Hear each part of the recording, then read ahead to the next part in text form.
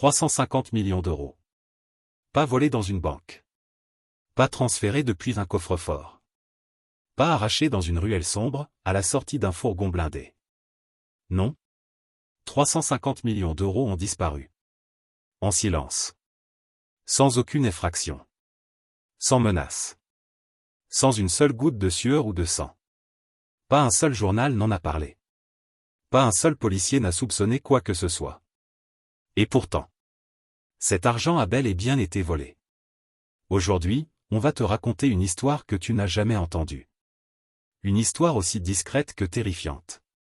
Celle d'un homme qui a subtilisé 350 millions d'euros à l'État, sans que personne ne s'en rende compte. Et le plus fou dans tout ça? C'est que personne ne connaît son visage. Il s'appelait Julien Delmas. 43 ans. Technicien informatique au sein d'un département fiscal, en périphérie de Lyon. Un employé discret, poli, toujours à l'heure. Un de ceux qu'on oublie dès qu'il quitte la pièce. Célibataire. Pas d'enfant. Pas de famille proche. Pas de profil sur les réseaux sociaux. Julien Delmas était un fantôme moderne. Un de ces êtres qui traversent le monde sans jamais y laisser de traces. Mais sous cette façade banale, vivait une intelligence rare, silencieuse et dangereuse. Julien n'aimait pas parler. Il observait. Il écoutait. Il analysait. Son monde n'était pas fait de mots. Il était fait de chiffres. De lignes de code. De systèmes complexes qu'il comprenait mieux que quiconque. Le soir, chez lui, dans son petit 2 pièces sans décoration, il se branchait à des serveurs gouvernementaux comme d'autres se branchent à des séries Netflix. Il lisait des bases de données comptables comme d'autres lisent des romans policiers. Et un soir, il vit quelque chose. Une virgule de trop. Un arrondi mal calculé. Un centime qui apparaît là où il ne devrait pas. Rien de choquant. Une simple erreur. Quelque chose que tout le monde aurait ignoré. Mais pas Julien. Lui, il se posait une question simple. Et si cette erreur se répétait?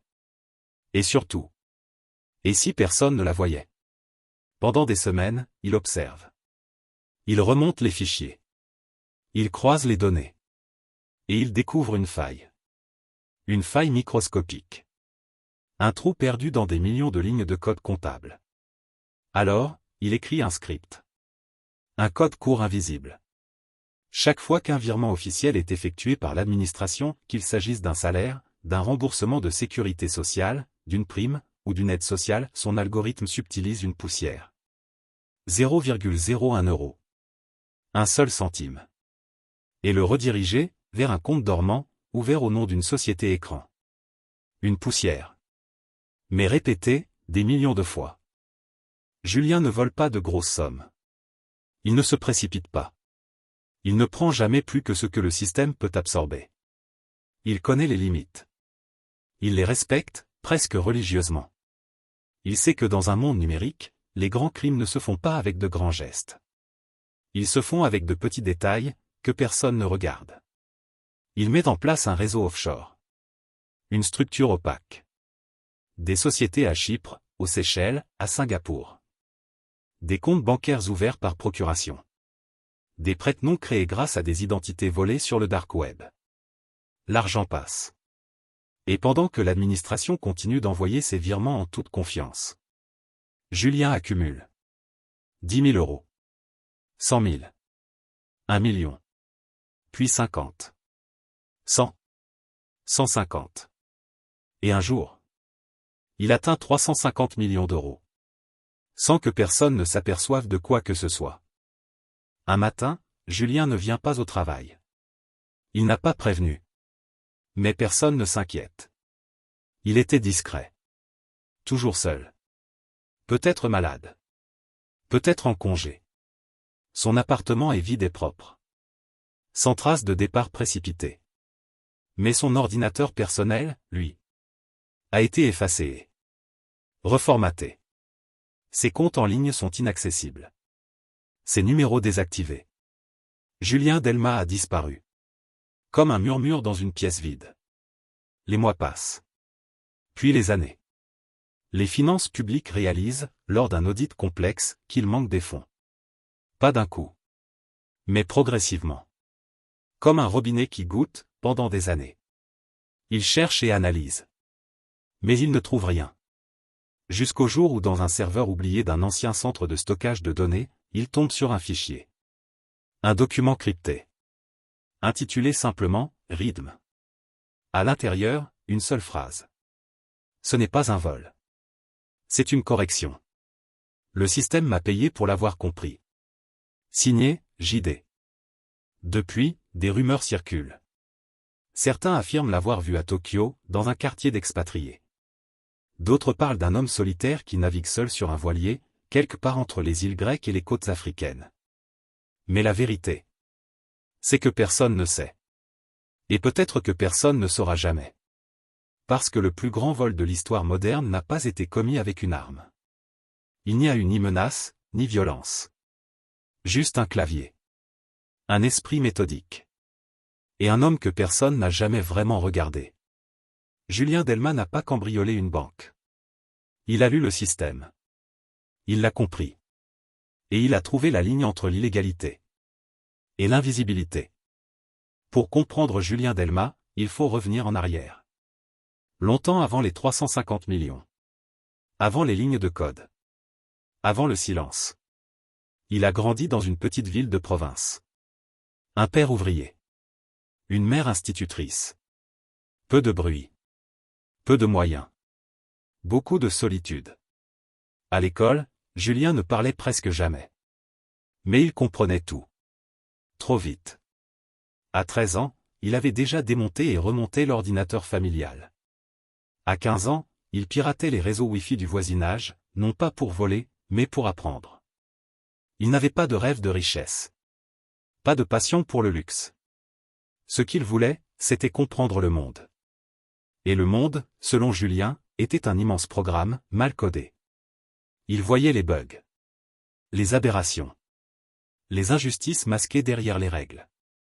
Et très tôt, une idée s'est implantée dans sa tête. Si le système est mal construit, alors peut-être que ceux qui le contournent ne sont pas des voleurs. Peut-être qu'ils sont les seuls à avoir vu clair. Julien n'a pas agi tout de suite.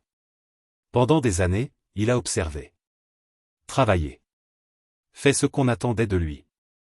Mais petit à petit, une colère froide est montée en lui. Il voyait des sommes astronomiques gaspillées dans des projets inutiles.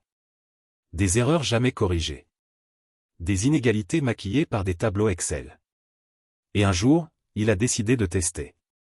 Pas de voler. Juste, de tester. Le tout premier script qu'il a lancé ne volait rien. Il faisait simplement un rapport. Il enregistrait, dans un fichier caché, chaque erreur d'arrondi, chaque doublon, chaque centime mal placé. Et en 6 mois, le total atteignait déjà plusieurs millions d'euros. Des millions, perdus dans les marges. Oubliés dans les comptes. Ce jour-là, il a compris. Le vol ne serait pas une effraction. Il serait une correction mathématique. Julien n'a jamais retiré un seul centime dans un distributeur.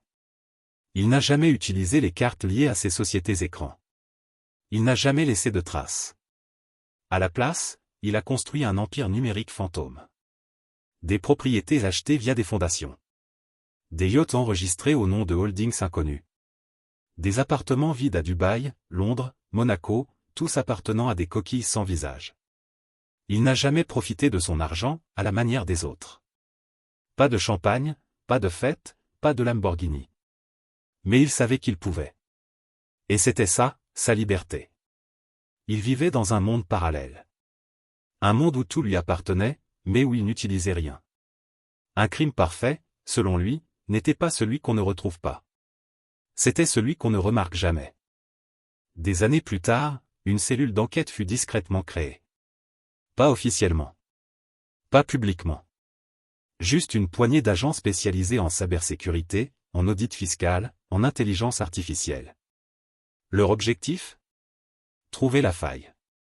Remonter jusqu'à l'origine. Mais ils ne trouvaient rien. Rien de concret.